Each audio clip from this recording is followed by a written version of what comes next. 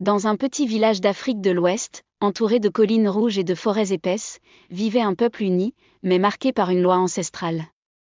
Celui qui ment doit payer le prix, quel qu'il soit. Ce conte est l'histoire de Suleiman, un jeune homme qui allait découvrir que parfois, le prix de la vérité est plus lourd que celui du mensonge. Suleiman était connu pour sa bonté. Orphelin depuis l'âge de 10 ans, il avait été élevé par sa grand-mère, Mbalia, une vieille femme respectée pour sa sagesse. Chaque matin, il allait puiser de l'eau au puits, aidait les anciens, et offrait un sourire à chaque enfant. Mais derrière ce sourire, il portait un secret. Un secret qui, tôt ou tard, éclaterait comme le tonnerre en saison des pluies. Un soir, alors que le soleil s'inclinait derrière les collines, le chef du village fit sonner le tam-tam d'urgence. La jarre sacrée du village, un objet transmis depuis cette génération, avait disparu. Cette jarre n'était pas qu'un objet, elle symbolisait la bénédiction des ancêtres. Sans elle, on disait que la pluie ne tomberait plus, que les récoltes mourraient.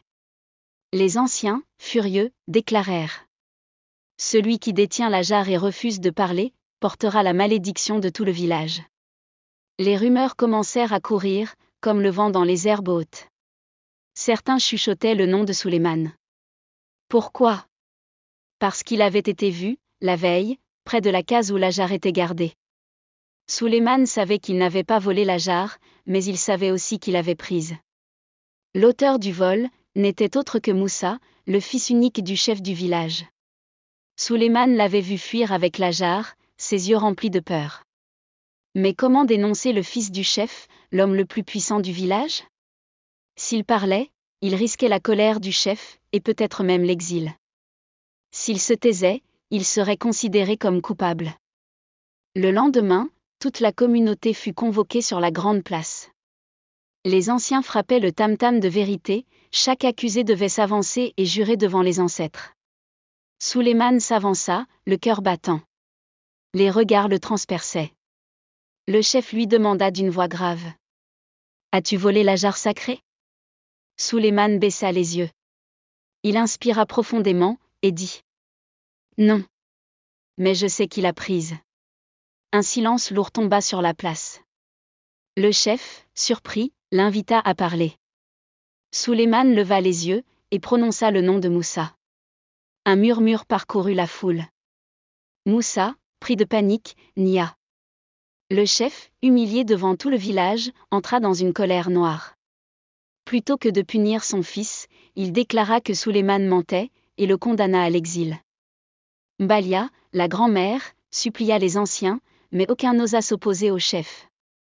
La nuit même, Suleiman quitta le village, seul, avec pour seul bagage un petit sac de mil et une calebasse d'eau. Des mois plus tard, une grande sécheresse frappa le village. Les récoltes mouraient, et le puits se vidait. C'est alors que Moussa, rongé par la culpabilité, avoua enfin la vérité, il avait vendu la jarre sacrée à des étrangers pour acheter des habits et des bijoux. Le chef, honteux, envoya chercher Suleiman, mais il était trop tard. Il avait trouvé refuge dans un autre village, et n'avait jamais oublié la leçon. La vérité peut sauver ton âme, mais pas toujours ta place. Ce conte nous enseigne qu'en Afrique, comme partout ailleurs, dire la vérité demande du courage. Mais parfois, le monde n'est pas prêt à l'entendre. Et dans ces moments-là, il faut choisir entre protéger son cœur ou protéger sa vie. Moralité. La vérité est comme le soleil, elle éclaire toujours, mais peut aussi brûler.